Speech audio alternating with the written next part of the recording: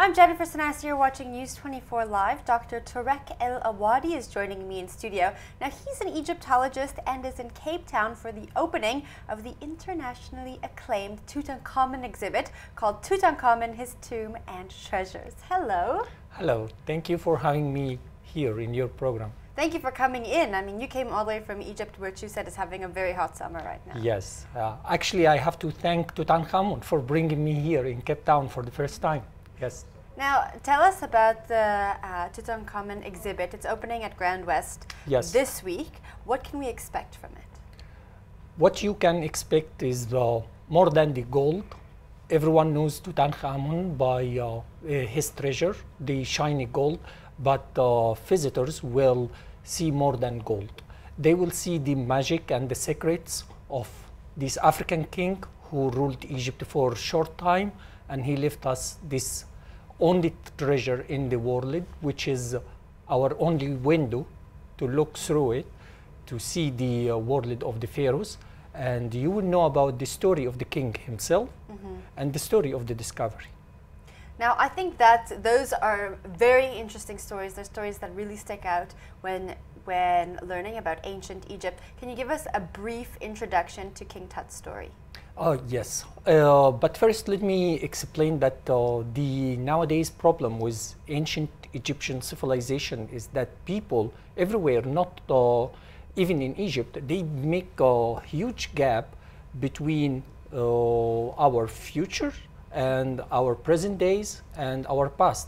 And when we study the history, when we come close to the Egyptian civilization, we will see that it's very close part of our African civilization. And 14th Tutankhamun, he was a unique king in sense that he came to the throne as a child, and it was the golden age of Egypt, this 18th dynasty, and he ruled Egypt also for a very short time. The king died at age of 18, 19 years old maximum, but he changed a lot. He brought back the old traditions which had been broken by his father, King Akhenaten, who came with a new religion, stopping all the religions in Egypt and calling for only one God. Tutankhamun, when he came to the throne of Egypt, he brought back with him the old traditions in religion, art, and everything, in the system of ruling also. The king died suddenly, and they had to bury him. They had to prepare a very quickly tomb in order to bury the king. And they buried him in the most small tomb for a king in Egypt. And they buried him with his treasure, which was prepared, in a hurry.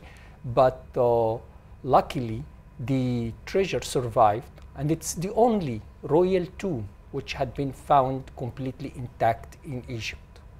So, King Tutankhamun, his tomb and his treasure is here, finally in Cape Town, and this is the chance for everyone to come and to come close to Tutankhamun and to see the king and his marvelous treasure.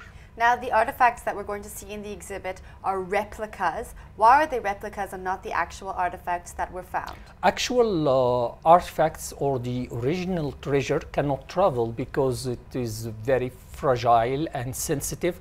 We cannot send the treasure of Tutankhamun abroad. So it is there in Cairo Museum.